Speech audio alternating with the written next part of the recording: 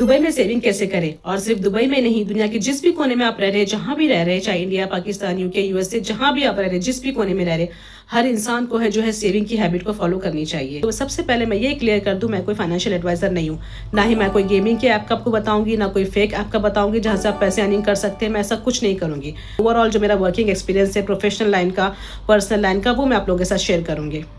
Reality तो ये है, आपकी सैलरी कितनी भी हो, चाहे कम हो या ज़्यादा हो, अगर आप में सेविंग की हैबिट नहीं है तो ये आपके और आपकी फैमिली के लिए नुकसानदेह है। साथ में कुछ ऑप्शन शेयर करूंगी कि कैसे आप सेविंग कर सकते हैं। तो ऑप्शन नंबर 1 जो है वो शुरू होता है आपकी सैलरी से। कैसे?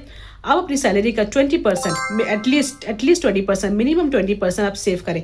बाकी जो भी पैसे आप अपने पे खर्च करें, जैसे रेंट हो गया, ग्रॉसरी हो गया, फिर अपने घर वालों को भेजें, अपने मेडिकल का एक्सपेंस वगैरह देखिए, इस पे खर्च करें, लेकिन एटलीस्ट 20% आप सेविंग के लिए रखें। छोटे से स्टार्ट करें, ज़रूरी नहीं है कि बड़ी अमाउंट ही आपने सेव करनी है, छोटे से स्टार्ट करें, लेकिन कंसिस्टेंसी ज़रूरी होनी चाहिए।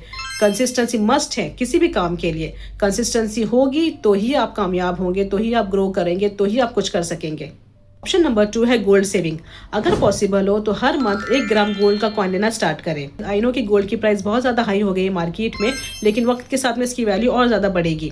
अगर आपसे गोल्ड कॉइन लेना पॉसिबल नहीं होता है तो आप जो है गोल्ड सेविंग प्लान में भी जा सकते हैं। गोल्ड सेविंग प्लान ये होता है कि आप जो है छोटी छोटी अमाउंट जो है दुकानदार के पास में सेव करते रहते हैं। जब कोई इकट्ठा अच्छी अमाउंट बन जाती है तो आप उस पैसों से गोल्ड खरीद सकते हैं। और तीसरा ऑप्शन जो है आपके घर से शुरू होता है। वो कैसे? ग्रॉसरी, अननेसेसरी अनवांटेड ग्रॉसरी का स्टॉक भरना बंद करें। सिर्फ वही चीज़ परचेज करें जो आपके 7 से 10 दिन के लिए ज़रूरी हो। अनवांटेड ग्रॉसरी से, अनवांटेड परचेज से गुरेज करें। मैं आपको अपनी एग्जांपल देती हूँ, रिसेंट एग्जांपल ही है। ये वॉर शुरू होने से पहले, ये वॉर की क्राइसिस शुरू होने से पहले जो है मेरा वीकली ग्रॉसरी का एक्सपेंस 300 से 350 दिरहम होता था। लेकिन आप यकीन जानेंगे, पिछले 1.5 महीने से जो है मैंने बहुत ज़्यादा कंट्रोल किया है अपने एक्सपेंस पे। अभी जो मेरा ग्रॉसरी का बिल होता है मैक्सिमम 200 होता है, 180 से 200, बस मैं इसी के बीच में अपना टारगेट मैंने रखा हुआ है। पहले क्यों ज़्यादा होता था?